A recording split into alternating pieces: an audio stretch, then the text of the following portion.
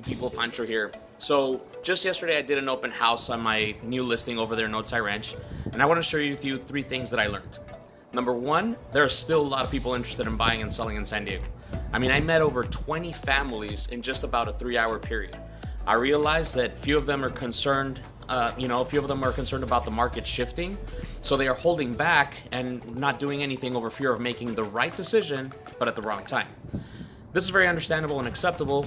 You should not pull the trigger on a large purchase like a home if you don't feel comfortable and confident that it's definitely the best decision for you and your family. That's why having someone like myself help you create a plan that works for you is super important. The problem is that in real estate, you can't really time it. It's kind of like life. If you live consistently thinking about the past and what could have been, you'll feel depressed. And if you just focus on the future, then of what might happen, you will likely feel anxious. That is why I always recommend that we focus on the present. And in the present, we are still seeing historically low interest rates and fairly stable prices. In terms of real estate, all you really have to focus on are two things. Number one is, does the home I'm thinking of buying fit my wants and needs? Meaning, do you like it? And number two, does it fit my budget? Meaning, can you afford it? If you can say yes to both of these things, you'll be okay. Because let's face it, you will always need a roof over your head, right? So why not pay for something that is yours instead of paying somebody else's mortgage? And as long as you can afford the mortgage payment, you can allow the time that the market needs to increase and put you in a strong equity position. The time is going to pass anyways, no matter what. So might as well start investing into something that's yours. Don't you agree? Now, the lesson number two that I learned is that all agents do the same activities. We're all told by different mentors and coaches and managers certain things that we need to do in order to be successful in our career. But we don't all do it the same way. I mean, honestly, I'm not a huge fan of doing open houses, mainly because I really enjoy hanging out on the weekends with my 3 boys and stuff like that. But I think this was my 7th open house in my entire career. But many of the people that I met pointed out that no other agent that they met at other open houses actually gave them a tour of the home that they were looking at. They just let them browse around and look in their own time or whatever.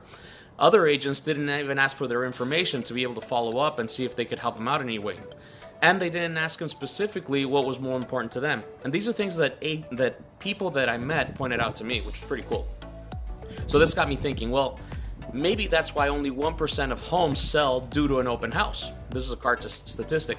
If agents are not showing the home enthusiastically and showcasing the features and the benefits in order to add value, people are simply walking away and maybe even never turning back. So, not because an agent tells you that they will do video marketing, social media marketing, hold open houses, and every other activity that most agents do, means that they're going to be able to do it at a high level and actually get results generated from those activities. This is why it's very important that before you commit to working with someone for a long time, that you interview multiple agents and have them really show you not only what they do, but how they do it. It's super important, critical. And then number 3 thing that I learned during this open house is that I am fat and out of shape. When I started the open house, I decided to do a live Facebook tour of the home. As I was walking and talking about the home, and especially after I ran up the stairs, I got winded.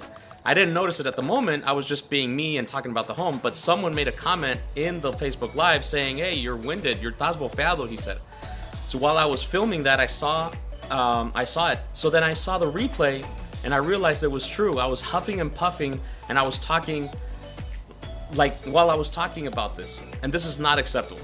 So I've never been an athlete or anything like that, but I used to mountain bike quite a bit, and getting winded just for running up the stairs while I was talking about a house is definitely not something that I'm proud of. So I spoke to my wife about it, and since it's only also in her best interest that I lose some weight for a multitude of reasons, she agreed to help me meal prep and stick to a more healthy lifestyle. So I will share with you some goals, and please feel free to call me out if you see me doing anything that I'm not supposed to do. Number 1 is I'm going to be working out daily. Whether it's a run, a hike, just even a walk, or going to the gym and doing some weights, I'm going to do it every day. Number 2 is I'm going to cut out bad carbs. I'm going to stick to a little bit of carbs, but I'm going to cut all the bad ones. No more binging on Oreos. And I'm going to add lots of veggies to my diet. Oh, and I'm going to meditate every day, because by meditating I reduce stress, and stress makes you fat. So I'm going to be doing that. All of this with the goal of losing 30 pounds by the end of the year. So I want you to wish me luck. And for accountability purposes, I'm going to start posting my weight again like I used to on my Instagram stories. So go ahead and follow me there. Instagram.com/thepanchoshow1 and wish me luck. Alrighty? If you know anybody that's looking to buy or sell, always reach out to me. I'm always here and ready to assist you in any way, shape, or form. Thank you very much for watching this video. I really appreciate it, and I wish you have a great day. Peace.